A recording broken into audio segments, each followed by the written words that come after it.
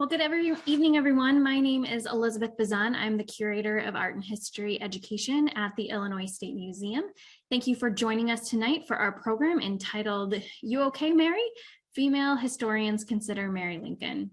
As we get started, I am going to introduce Jenn Edginton, who is the Director of Interpretation here at the Illinois State Museum. Thank you, Elizabeth. And hi, everyone. It's good to virtually see you all.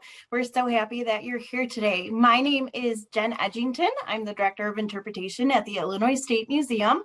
And we are excited to have you here today for You Okay, Mary? Female historians consider Mary Lincoln panel discussion, and it's on the day of their wedding anniversary. We did that on purpose. So really quick before we get started, I would like to do a land acknowledgement. So I would like to acknowledge that I am speaking from the ancestral land of the Peoria, the Kickapoo, and the Kaskaskia. With respect to people past and present, I would also like to acknowledge the Indigenous communities who lived here during forced removal. I would also like to acknowledge the Dakota and any other Indigenous communities or individuals that were harmed by Abraham Lincoln or his legacy. I encourage each of us to take time and research the Indigenous history and the present of any locations where you might live or work. And just to give you a heads up and a kind of a trigger warning, tonight's discussion will talk about child loss and grief. Tonight's program is from the Illinois State Museum, where we have 3 sites across the state of Illinois where we tell the story of Illinois through history, art, and science. And we also are in partnership, and we're very excited, with Lincoln's Cottage. So President Lincoln's Cottage is a historic site, museum, and national monument located in Northwest Washington, D.C. Here, Abraham Lincoln made some of the most nation-changing decisions and developed the Emancipation Proclamation. The Lincolns initially moved to the cottage from the White House a few months after their death of their son, Willie, and ultimately lived there 1/4 of the Lincoln's presidency. In December 2020, the cottage opened Reflections on Grief and Child Loss, a groundbreaking exhibit that bridges the Lincolns' experience with traumatic grief after the death of their boys with the reflection of 9 modern families who have lost children across the experience. So tonight, without further ado, I would like to introduce our panelists.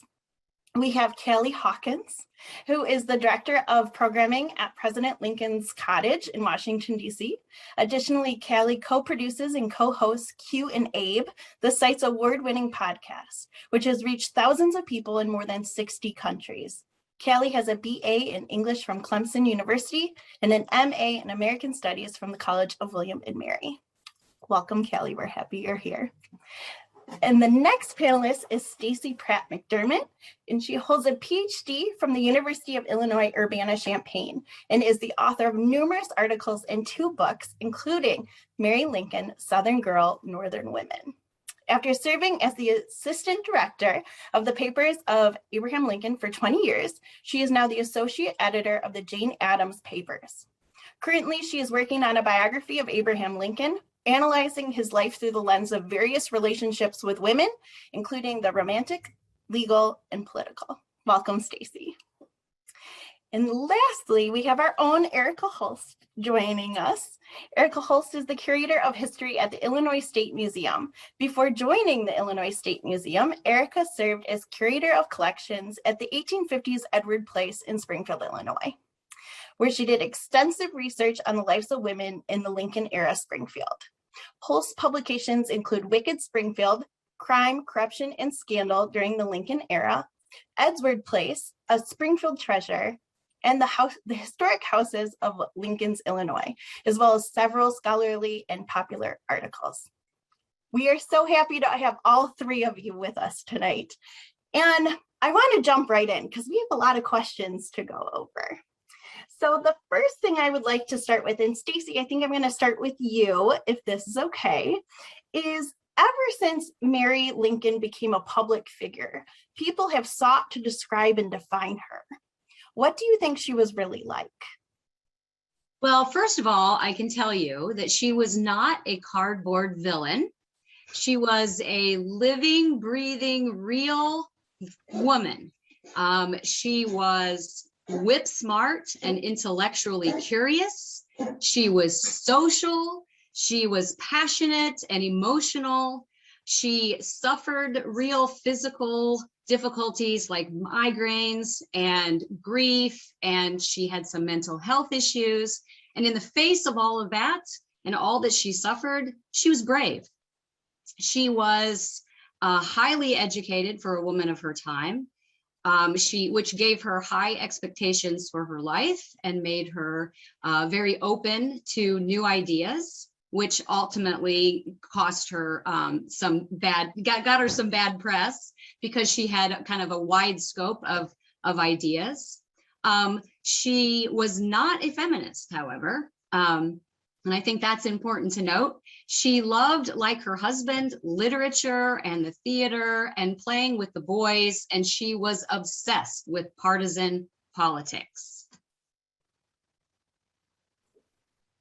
Is there anything anyone else wants to add to that answer before we go on to the next one? I'll jump in. One of the things that strikes me from reading about Mary and people's recollections of her is she was a lot of fun, you know, and I think going to Stacy's cardboard cutout villain, you know, she's been painted as just like a shrew and a downer and someone who's always criticizing Lincoln. And the people who knew her said, you know, she was fun. She was funny. She was always laughing. She was cheerful. She was temperamental, and she, you know, she could cry easily or get upset easily, but they said that that would like blow over and in 5 minutes it was forgotten. And in general, she was like a cheerful person to be around. Exactly. I think the way that she grew up in a household that encouraged her to raise her voice and to be the center of attention, that kind of followed her throughout her life. And that's the way she saw the world. And she was not thwarted by the conventions of society. And that got her into some trouble a little bit with the press and sometimes with political people. But again, I will say she was brave and she knew her own mind and she wasn't afraid to speak her mind. Although, again, I think it's really important to remember that she was not really forward thinking in terms of women's rights. She wasn't a feminist, but she just believed that her voice mattered and she was allowed to raise it. And going along with what Erika said too, she was a very social person, funny and charming. And it's not terribly surprising to me at all that Abraham Lincoln saw her pretty blue eyes from across the room and he was smitten. I think it's much more surprising that she married him and than that he married her.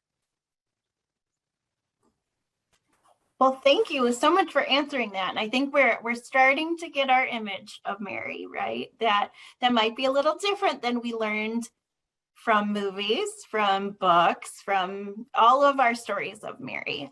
So I want to have the next question. I think, Erika, if you can start us off on this one, that would be helpful. So some scholars, mostly men, which we know that traditionally men were in the history field, and now we're starting to see more women like this panel, have argued essentially that Mary was a shrew who didn't make Lincoln's life very easy. So what do you think their relationship was really like? Okay, so we promised an evidence-based discussion, and I'm going to give you some pieces of evidence here and then tell you how they inform my conclusion. So this is Mary Lincoln writing in July 23rd, 1840. This is before their marriage. She says, "My hand will never be given where my heart was not." This is written by Lincoln's, one of his law colleagues when Lincoln's on the circuit about 6 months after his marriage. James Conkling says, "Found Lincoln desperately homesick and turning his head frequently towards the south." David Davis, another law colleague in 1851 on the law circuit, says, "Lincoln speaks very affectionately of his wife and children. He is a very warm-hearted man." This is Lincoln writing to Mary when she's at her family's house in Lexington and he's in Congress in Washington, D.C. He's asking, he said, Mary brought up the idea of coming to see him, coming back to see him in D.C. And he says, "Come along and at that as soon as possible. Having got the idea in my head, I shall be impatient till I see you. Come on just as soon as you can. I want to see you and our dear, dear boys very much." And then this is Mary Lincoln about 6 months after Lincoln's death. "There never existed a more loving and devoted husband." And I bring all these up because one of the big problems, I think, in the characterization of Mary is that you really have to consider the source. And I'm really frustrated that Mary has not been elevated as a source of information of the Lincolns' relationship. There are two people who knew what the Lincolns' marriage was like. One was Lincoln. He didn't say a whole lot. He died fairly early. Mary, for 17 years after the marriage, consistently, Lincoln was loving, my beloved, my so kind, so generous. We were happy. Our family was happy. Her story never changes. And you don't see that. That should be the first person you go to, the first place you look for evidence. And what did Mary say about the marriage? She was there, she lived it, and it is buried under oftentimes this, evidence about Mary's personality is, oh, my cousin heard 30 years ago that Mary, yelled at a servant or something. It's this like 2 degrees of separation, 30 years removed, that's given the same weight or more weight than Mary's testimony. So I'm sorry, that was a lot there, but I have strong feelings. Erika, are you saying that that theirs was a love story? Yes, I think they married for love. And I don't think there's, I think it would be, I don't agree with the arguments that Lincoln felt honor bound to marry Mary, that he felt pressured into it. It just doesn't make sense. From Lincoln's standpoint, why do you think you're doing someone a favor to marry someone you don't love? Why would that be better than just letting her find someone who does love her? And Mary could have found someone else. It's not like, he was her last hope on earth.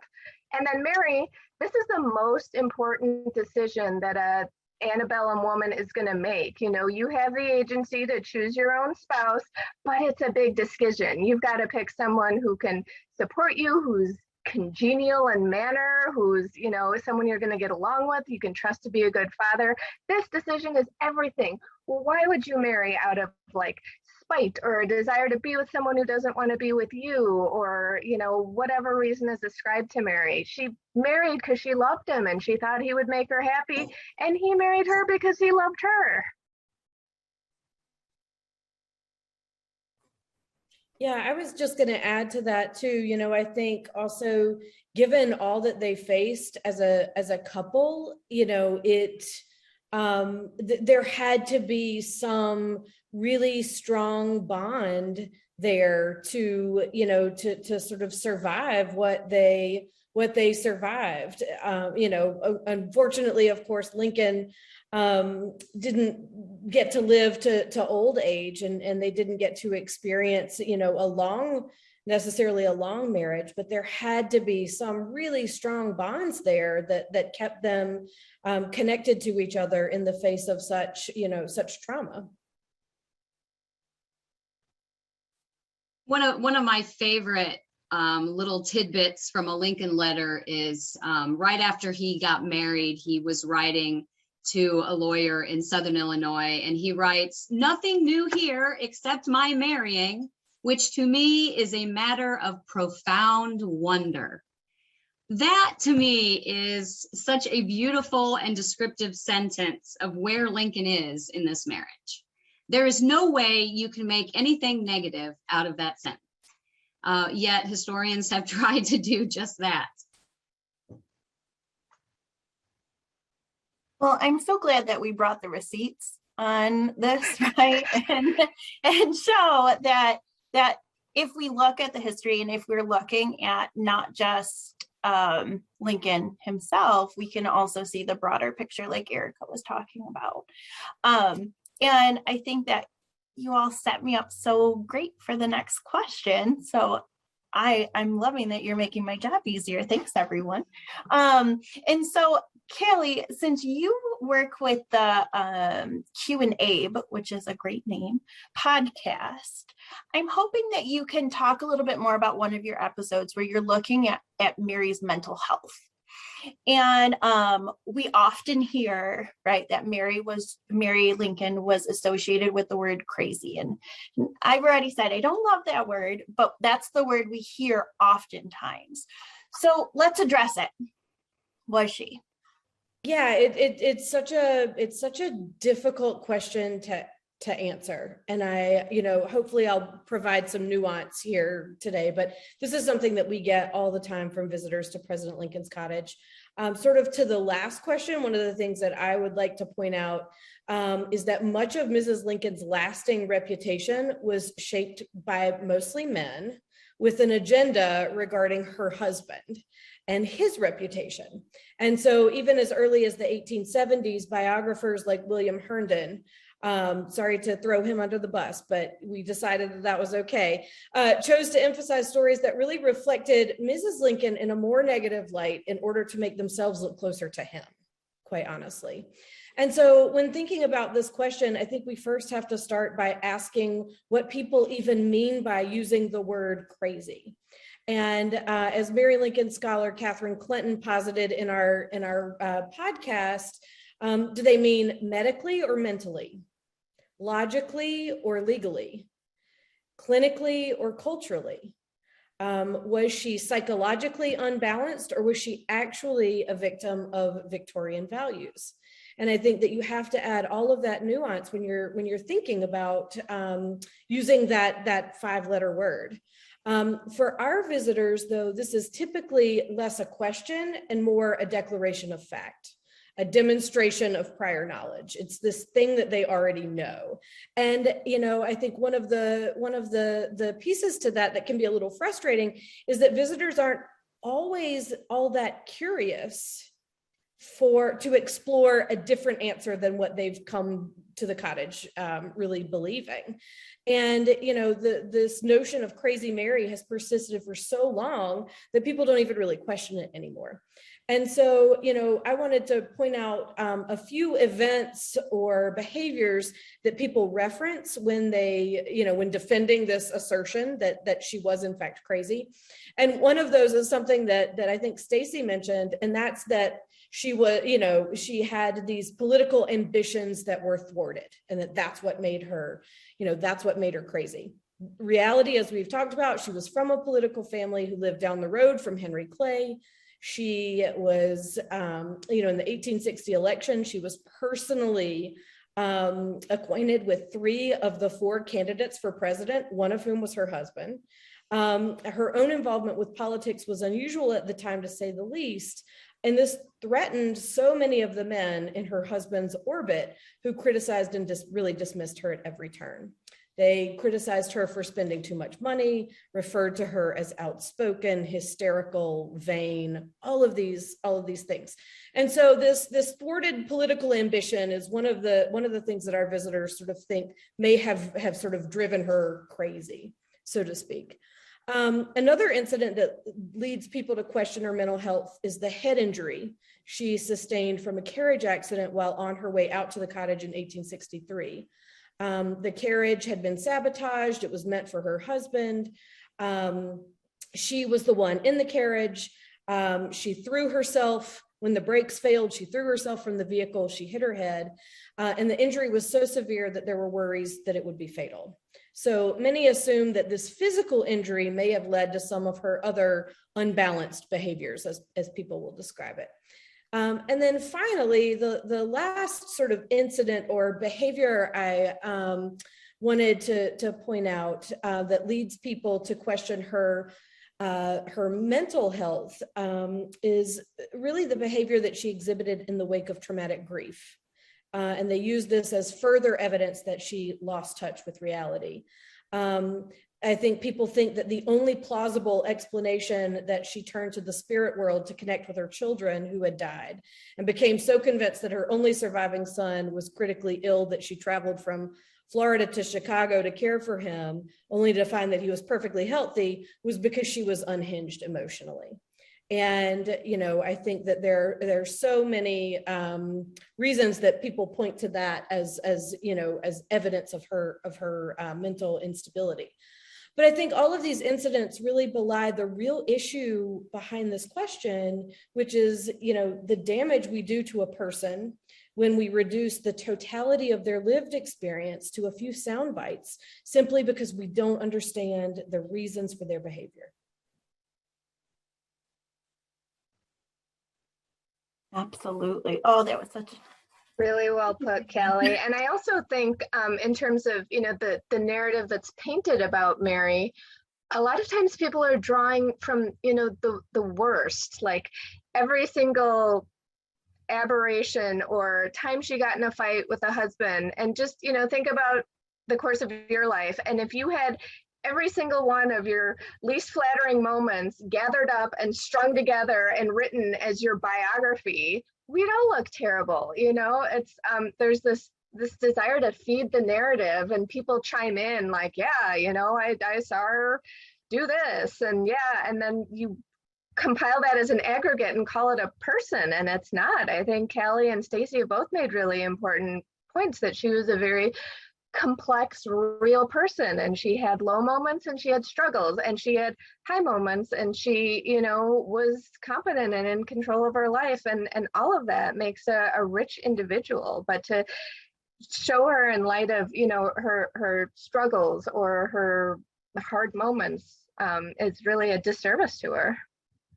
I think she was a very complicated woman, and I think for all of her education and her intellectual kind of achievements, it also put her in an awkward position in the time in which she lived too. So she is not only a complex person, but she's chafing against a complex time, a moment in time. And the other thing too to remember about Mary is that she was an ordinary woman who was raised up into extraordinary historical circumstances.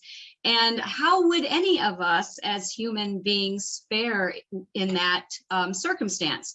So I think, again, the more we kind of think about Mary as human and as flawed, like all of us are flawed, think of the Lincoln marriage as flawed and imperfect and loving and hating and all of the things that every marriage is.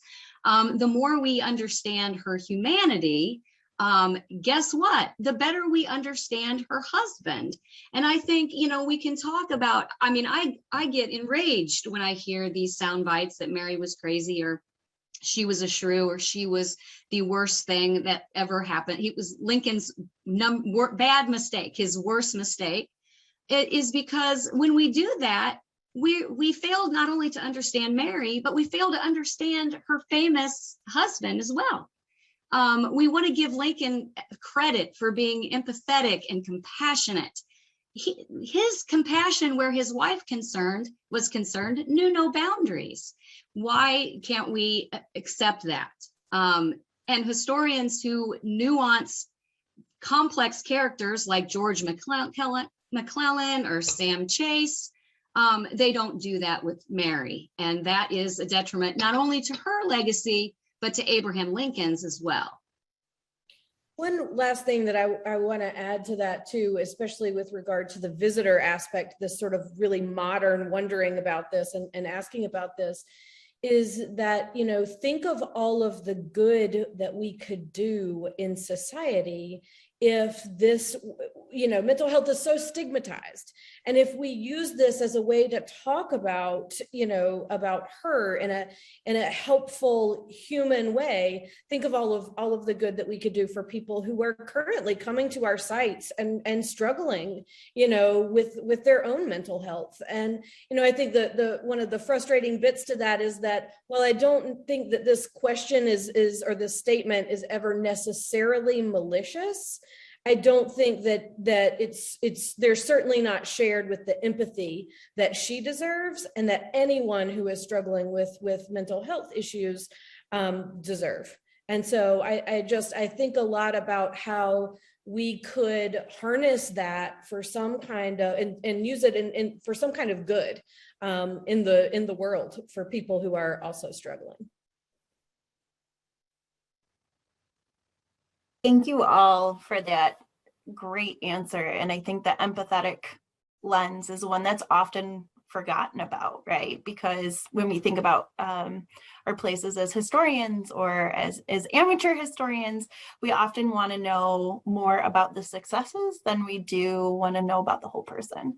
And I think it's important for us to remember that everyone is a whole person. And when we work at sites like a museum, like the Cottage, we need to be able to welcome all visitors, right? And we never know what they're going through. So being able to be a place where maybe they can have a connection and see themselves is really important.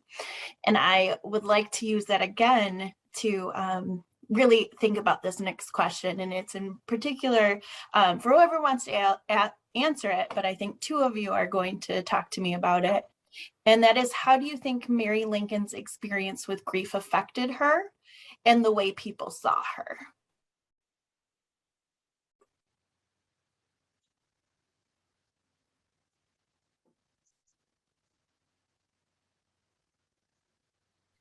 Well, I mean, I guess I'll get us started. Although I want Callie to kind of take the lead and talk about what she's doing in context of this exhibit, this incredible exhibit that she's doing at the Cottage.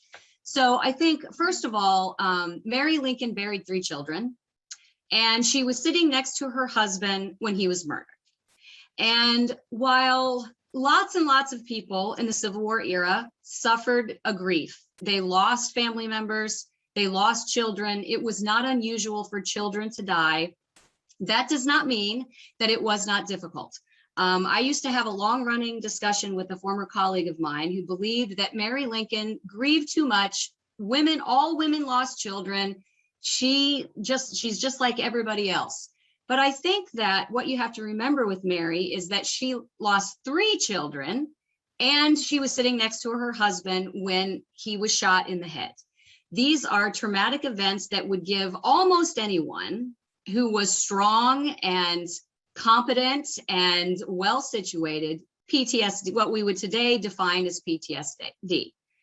One thing I can say affirmatively about Mary is, yes, she suffered profound grief, but she got up and lived. She continued to take care of her boys, to run her household. When she lost that first baby in Springfield, it wasn't too long after she was back at her sewing circles.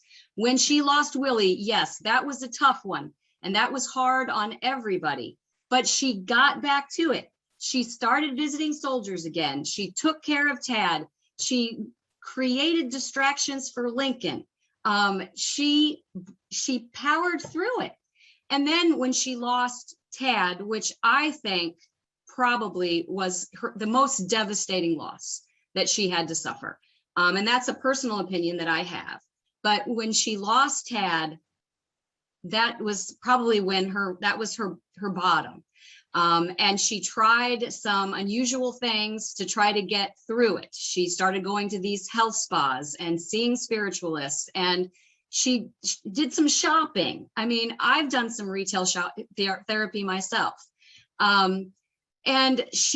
But she got through it. And then after her oldest son had her institutionalized, as soon as she got out of Batavia, she went to Europe and lived a life as an expatriate. And if you read any of Mary's letters that she writes in that second time abroad, when she's mostly living in the French Pyrenees, these are not the letters of a woman who's crazy. These are not the letters of a woman who is profoundly grief-stricken. These are the letters of a sane, lucid, competent woman who is enjoying some sights in Europe and trying to just get by, to get through the next day. And I think that speaks to Mary's character and her bravery and her humanity in a way that historians just don't give her credit. And I think the widowhood is particularly instructive on this point. Yeah, and Stacy, to your point about how the grief molded both Lincolns. I mean, it changed the course of their lives forever. And I think too about how within weeks of Eddie's death, Mary Lincoln was pregnant again with Willie. And I think just the makeup of their family, and the fact that, as we talk about in this exhibit that we opened last December, one of the greatest tragedies for a family who has lost a child, especially when your children don't overlap, that we don't even think of, is that there is no complete portrait of the Lincoln family because their children weren't living at the same time. And I think that is just, it's so profoundly sad to me to think about that. And you know, when your child dies, other people really try to what a lot of grief scholars refer to as colonize your emotions. They try to tell you it's time to move on, as you were saying, Stacy, or that the person you lost wouldn't want you to be sad, or even, you know, they try to tell you even how to express your own grief. And I think in reality, all a bereaved person really wants, and I say this with personal experience as a bereaved mother myself, is compassion, for people to sit with you and hold you in your grief, to ask to see photos. And I think that, you know, for grievers, there is a fair amount of pretending that we have to do to avoid this type of colonization of our emotions, to avoid this judgment. And I can, you know, just really imagine how difficult it must have been for Mrs. Lincoln to have to interact daily with the public in the face of all of this. You know, she had to put on this armor really all the time because she was under so much public scrutiny. And it just breaks my heart for her that even her grief couldn't be her own. She had to share it with the rest of the country.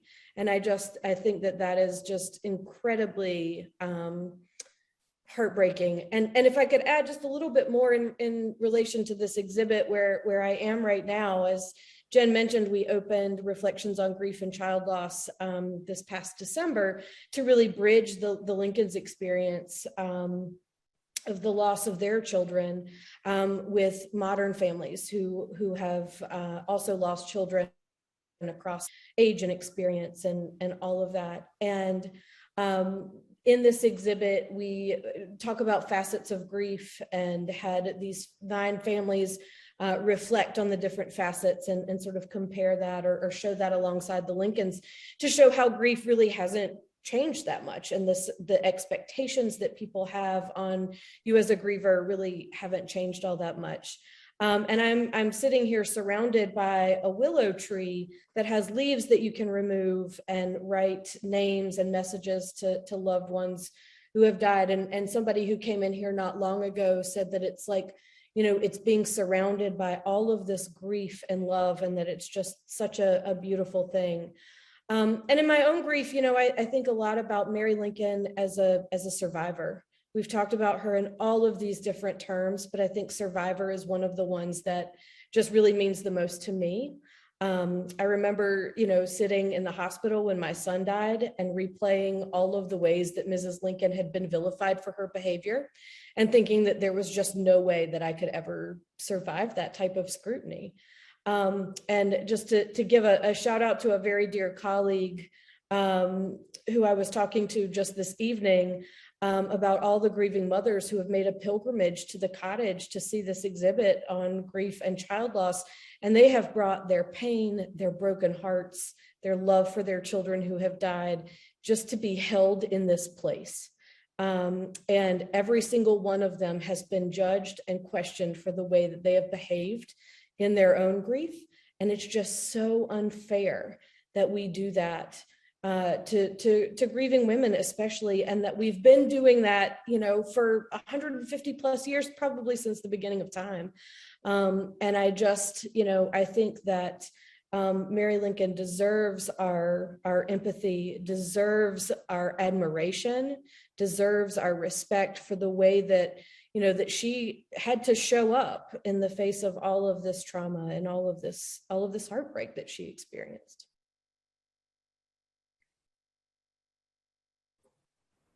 And thank you for allowing us to be part of that story and sharing it with us. So thank you for really connecting Mary Lincoln to ourselves, right? So thank you for that. Is there anything that anybody else wanted to offer, Erika or Stacy? Well, I would just add too that one of the things to remember too is that Mary's grief, she's grieving not only for herself, for the loss of Willie in the White House, but she's grieving for her country from a position of a public position. She's grieving for family who are fighting on the other side.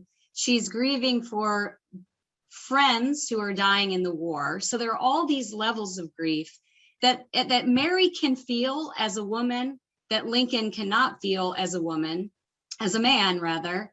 And I think a lot of times we compare what Mary's reaction to grief was with what Lincoln's reaction to grief had to be. And because of Lincoln's position as president, as commander-in-chief of the US Army, he had to set aside his a lot of the emotional aspect of his grieving that Mary didn't have to do. And that, I think, is important to remember too, the gender difference of grief at the time period. And yet, I would also add, and yet, scholars point to the fact that, Lincoln's melancholy, as they call it, is part of what made him great, and hers is what made her crazy. And it just doesn't, it doesn't work. It doesn't match up. It's confounding to me.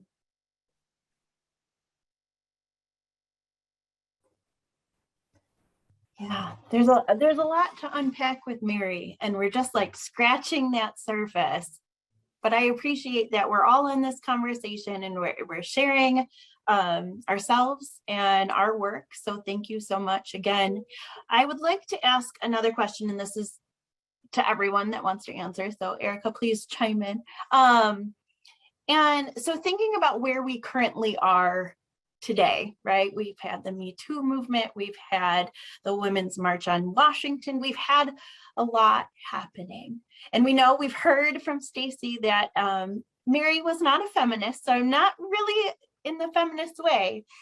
But the Me Too movement has made us think about society, think more closely about the ways that women are treated in society, and by the ways they are given a voice or not given a voice. So thinking about Mary, has your analysis changed more recently than when you first started in the field, when you first started hearing about Mary? Any thoughts on that? I'll start that off because it has, and I think the realization and kind of the frustration I feel with Mary's voice not being given primacy in all these has really been elevated, and starting to take a step back and just think about who's telling Mary's story and why. And I think, again, with Callie, what Callie said, I'm going to lay it at Herndon. Herndon didn't like Mary, and he's presuming a lot of intimate knowledge that he just didn't have. He was not a guest at their home. He didn't see them interact in person. He's picking up things from the sidelines from Lincoln and using his own biases to inform not just his biography, but I would argue all the interviews he did. A lot of times we don't have, when people wrote to him, their impressions, great, that's unfiltered. A lot of Lincoln's biographical notes when he interviewed contemporaries of Lincoln are him like paraphrasing what's coming in. And so all that's being filtered through Herndon, and then it's filtered through generations of scholars that are, I'm sorry, but there's kind of like this male academic elitism to it. And my husband and I were talking today, we're trying to name female Lincoln biographers. We came up with 3: Dorrance Kearns Goodwin's, LaWanda Cox, and Ida Tarbell. There have been, thousands of biographies written about Lincoln. Lincoln is an old boys club. So, they're telling the story of Lincoln, and then it's and they tell the story of Mary, and almost without fail, the Mary Lincoln biographers are sympathetic, and they're female, and they're these women who are saying, no, think about this, think about, female biographers are sympathetic to Lincoln, and then the male biographers kind of come back and like, no, she was a shrew. There's this, I don't know, we need to take a step back and think about who is telling these stories and why and what perspective they're coming from. I'd like to just share a personal anecdote about this perspective of Mary. First of all, shout out to the Turners for editing Mary's letters. There's no excuse to not hear Mary's voice. There's 600 letters in here. and they're typed and easy to read. So there's no excuse to not hear. This was published in, I think, 1972. There's no excuse for anybody writing about Lincoln to not dive into these. So I really liked the movie Lincoln. As a person who had studied Lincoln for so long, when I got to that movie, I mean, Daniel Day-Lewis to me kind of embodied Lincoln. And there are a couple of scenes in the movie that are interactions between Lincoln and Mary that I think are really spot on. And I found it incredible that Sally Field was able to portray Mary with any kind of humanity, because I thought, you know, the script was written by a man based on Doris Kearns Goodwin's book, but, you know, all of the reading that most people would do about Mary would be these Lincoln biographers. So I had an opportunity. Sally Field published a memoir in 2008, and I had an opportunity to go to a book talk that she gave in St. Louis that fall. And I was privileged enough to be able to stand up and ask her a question. And I asked her how she prepared for the role of Mary Lincoln. And do you know what she said? She read Mary Lincoln's letters. And I thought, here is an actress who did the right thing. Why is it so hard for male historians to do the same thing?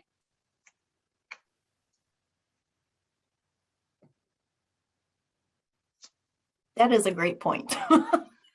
And I'm so glad that you showed us, and hopefully it's inspiring people to read her words, right? And really see for themselves what Mary was saying. So thank you for bringing that up. I know I see some questions, and we'll get to it. I want to ask one last question to everyone. And so is there anything that you especially want people to know or understand about Mary Todd Lincoln before we finish? Well, mine to be quick, it's a pet peeve. She's Mary Lincoln. She's not Mary Todd Lincoln. She was born Mary Ann Todd, and when her sister was born, she became just plain old Mary. When she married Lincoln, she became Mary Lincoln. She signed every single letter, Mary Lincoln, Mrs. Abraham Lincoln, ML. And so cut the Todd, she's Mary Lincoln.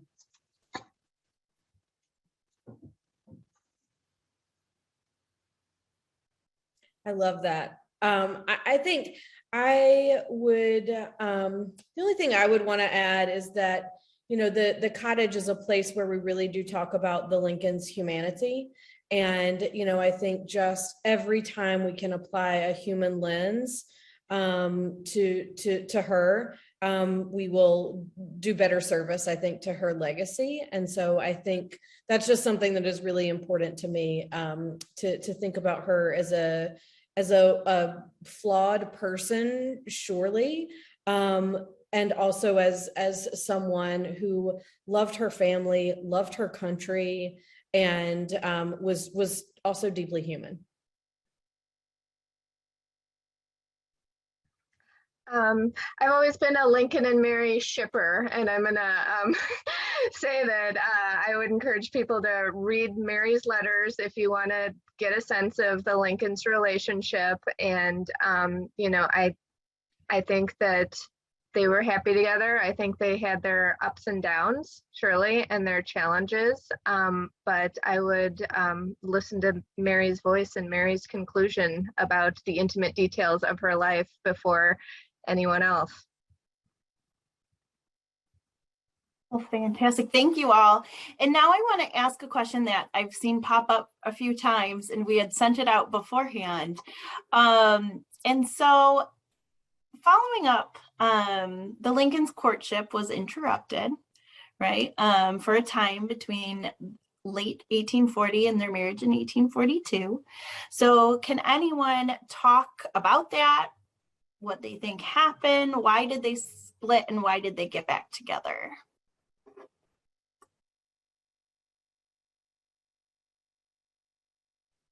I've just been doing a deep dive. That's my, like, if I had a time machine, I would go back to 1840 and I would watch firsthand, because there's a lot of conflicting testimony.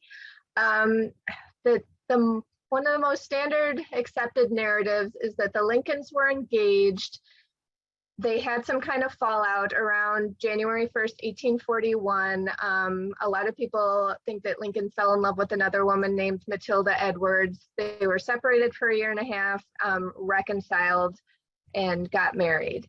And the interruption is so foggy because there's like completely conflicting information. There is pretty good evidence from the period that this woman named Matilda Edwards, she was Ninian Edwards' cousin from Alton, was staying with Mary, and a lot of good sources say like Lincoln developed feelings for her.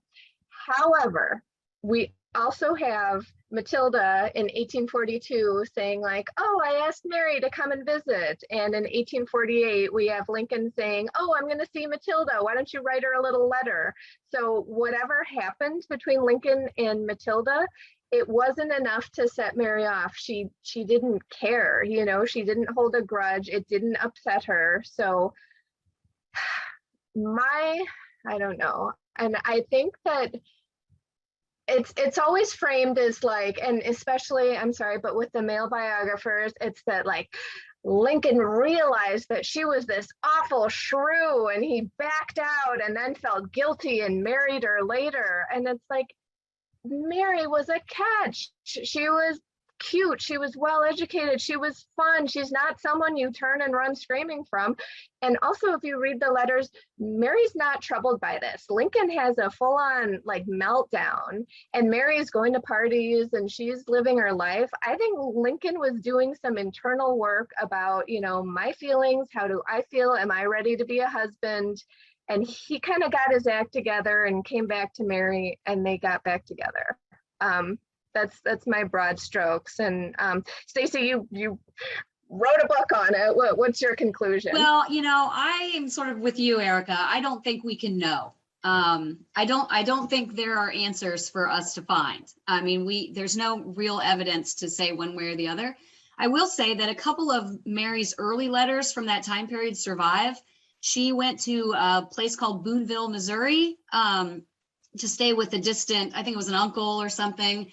And she's going to parties, writing back to, oh gosh, was it Mercy Levering? Is that who she's writing to, I think? And it's clear she is not bothered by this separation. Although there's a couple of lines where there's a twinge, you can see, oh, she's kind of missing him. But I don't think we can know. And I think I would come down with Erika on the side where it was Lincoln grappling with what he wanted, and not so much that Mary might not be the one he wanted, but that he was kind of sorting himself out. And politics, of course, is what ultimately brings them back together, which is, you know, partisan politics was one of the true passions that they shared together and enjoyed together. So politics brought them back around to each other in the end. Thank you for answering that.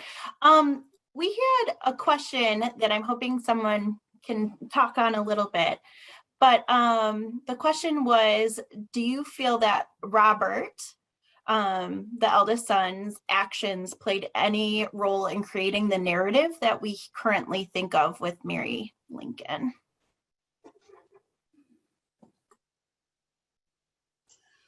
Well, I mean, I guess I would say to the extent that he's responsible for her being institutionalized, yes. But I would say that I'm kind of sympathetic to Robert in some ways. I think he was worried for his mother. I think he was worried for his own reputation too. That was part of it. But I think he was genuinely concerned for his mother. And he ultimately wanted to keep things quiet about all of it. So I think in the end, it's historians, beginning with Herndon, that are more responsible than Robert was. Yeah, I like Stacy. I'm fairly sympathetic to Robert. I think he was almost in many ways just in an impossible situation. You know, he was living in his father's shadow. He was the only surviving child. I mean, I tend to have some sympathy for him, and would probably point more towards the other men that surrounded the Lincolns as being mostly responsible for that. I will say the thing I do blame Robert for is him doing that to his mother cost her her grandchildren. And I think that had she had, access to her grandchildren, she may have, been happier in those later years than she was. So to that extent, I also maybe would blame Robert a little bit. But in terms of her legacy, I think we have to, Herndon and historians who came after him. Thank you for answering that. And this one, Callie kind of mentioned the carriage accident. And so I've had a few about Mary's migraines and her physical health and how that may have played a role in her behavior and also the way we see her. Well, I mean, there's pretty good evidence that Mary Lincoln suffered from migraines for most of her adult life, probably suffered a pretty serious gynecological injury with the birth of Tad, which affected her throughout her life. And so, I mean, I'm sure that played a role in her emotional state at times, and it contributed to it lessened her ability to cope with extreme situations. But one thing I will say over and over again is that Mary continued to live and to, take care of her children and to function, even in the face of those migraines. It was a very, very, very bad headache that kept her from going to see soldiers, for example. So I think she powered through those illnesses. What else was she supposed to do? I mean, there was no treatment. And I also think that she pursued some of these, what we think might look like crazy therapies, but at the time they were options. The male doctors were not able to help women who suffered from these kinds of illnesses and problems. And so seeking spiritualists and going to health spas, Mary wasn't the only one who was doing this. Lots and lots of affluent women were taking advantage of these treatments. So, I think that for Mary, she was doing the best she could and actually persevering to a pretty admirable extent, from my perspective. Yeah, and to add to that, the gynecological issues, the migraines, also the fact that grief is cellular. You experience grief in your body. Yes. And the extent to which she was able to push through and power through to show up in the ways that were expected of her, I think is really just incredible and kind of what leads to my admiration for her as a survivor. Yes, I'm glad you said that too, because I admire Mary Lincoln as well. I think the more that I learn, I do as well. And I'm learning a lot tonight. So I really, truly appreciate this conversation. Is there anything else that any of the panelists want to add? Because we're coming up on our hour. Unfortunately, it flew by.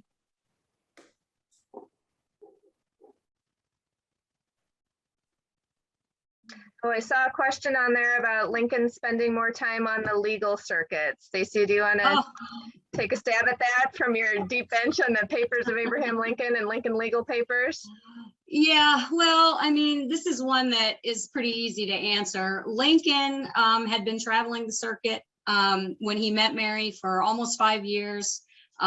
He enjoyed it. It was a way for him to do politics, practice law, practice politics. Mary's own father traveled a great deal when she was a child. He was back and forth between the state capitol and Lexington, where she grew up. He was in New Orleans purchasing items for his store. And that was something that she was familiar with. That separation worked for them. And I think to say that Lincoln went on the circuit to get away from Mary is just, it's ludicrous. It's not true. Did he like being on the circuit? Yes. Did he like being away from from the kids, it seems pretty clear to me that he did not. And so I think it was just a financial arrangement that worked for them and their family. It was not uncommon. There were lots there, preachers, storekeepers, lawyers, doctors, all of them traveled pretty widely during this period and were away from their families. It's really not that unusual of a situation. And when their railroads come through, isn't there evidence that he would hop a train and come home for the weekend too? Yes, he was able to be home more often when the trains came in. That's true. And to end on a lighter note, I also don't want to think that every time my husband goes on work travel, it's to get away from me. So let's just, put that out there too. That's another reason it's ludicrous, because that clearly couldn't be true. That is And so also, true. I didn't think about that. I think that's such a like commendation of Mary, like she is alone for 6 weeks at a time managing a household. Like Yep.